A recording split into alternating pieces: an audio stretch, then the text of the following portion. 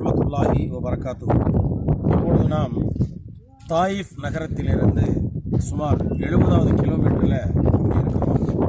இந்த இடம் நபிகள் நாயகம் ஸல்லல்லாஹு அலைஹி வஸல்லம் அவருடைய சிறுபிராயத்தில் அவங்க தாய் வயிற்றில் இருக்கும் பொழுதே தந்தை அப்துல்லாஹ் அவங்க நினைச்சிடுறாங்க, ஃபாத்தாயிடுறாங்க.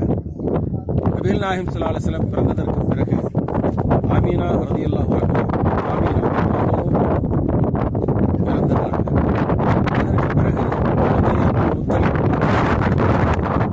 அப்துல் முத்தலிப் அபு தாலிப் அவங்ககிட்ட ஒப்படைக்கிறாங்க. இது நீண்ட சம்பவம். ஸல்லல்லாஹு அலைஹி வஸல்லம் சிறுபிராயத்திலே அவர்களுக்கு பால் ஊட்டுவதற்கான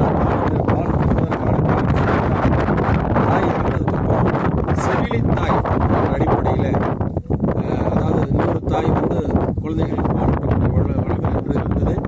அந்த அடிப்படையில் ஹலீமத்து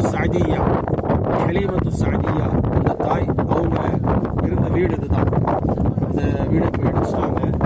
காரணம் என்னன்னா, இந்த இடத்துல மக்கள் இது ஒரு புனிதத்தலம் அப்படின்னு நினைச்சு இங்கே பத்தி ஊற்றி காக்க வேண்டிட்டு இருப்பாங்கன்ட்டு அந்த மாதிரி செஞ்சாங்க. சவுதி அரசாங்கம் இந்த இடத்துல இடிச்சிடுறாங்க.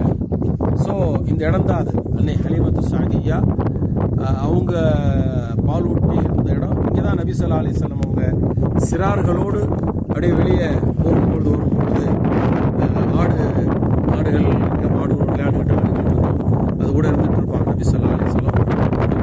ஜிப்ரீல் அலைஹிஸ்ஸலாம் அவங்க நபி ஸல்லல்லாஹு அலைஹி வஸல்லம் உள்ளத்தை பிளந்து